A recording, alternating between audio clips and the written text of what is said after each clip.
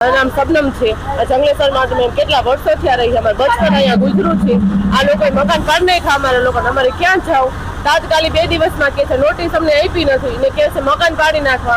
અમે તાત્કાલિક મકાન ફેરવી નાખ્યું. આ રમઝાન મહિનો છે, ચોથું રોજું છે. અમે બધા ક્યાં જાય મુસલમાન?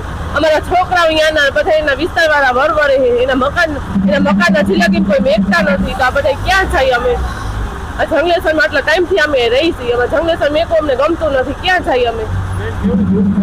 દુઃખ તો બધાને થાય છે. આ બધા વરવરે છે, કાલના બધા રોવે છે. કોઈને ખાવાનું ભાવતું નથી તો બધા માણસ શું કરે? અમારા જેન્ટ્સ લોકોને વરવરે છે. એના તો ગુટા ભાંગી ગયા ને બધા કામવાના. હવે ક્યાં જાય અમે જંગલેશ્વર વિસ્તાર વાળા? અમારા ઘરમાં અત્યારે 6 સભ્ય રહે, કોકના ઘરમાં 10 સભ્ય રહીએ, કોકના ઘરમાં 15 સભ્ય રહીએ છીએ. આટલા નાતીને બધા મુસલમાન આટલા લતામાં છે.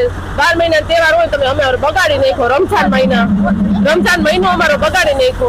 અમારે ક્યાં જવા? જંગલેશ્વરમાં તાત્કાલિક આવી ગયા પાડવા. હવે અમારે ક્યાં સહાય? ક્યાં અમને કોટર દીધા?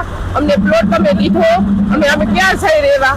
હવે અમે ઝૂંપડાવાળી તો થાય. હવે અમારે અમને નોટિસ કઈ નથી આપી. અમને એમ કીધું કે મકાન પાડવાના છે, તમે મકાન ખાલી કરી નાખો.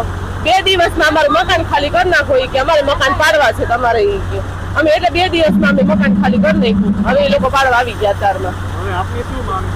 અમારી એ માંગ છે કે અમે સરકારને એ જ માંગ છે કે તમે આ મકાન લીધા અમારે, અમને સામે મકાન દો ને પ્લોટ દો. અમે ગરીબ માણસો જાય તો જાય ક્યાં?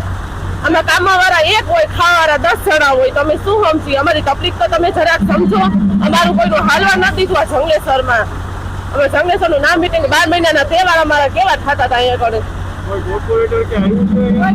કોઈ આવ્યું જ નથી. કોઈ આવ્યું નથી. પૂછવાય નથી આવ્યા કે તમે શું હાલમાં છો, કેવી પરિસ્થિતિમાં છો. હજી અહીંયા કઈ નથી આવ્યું.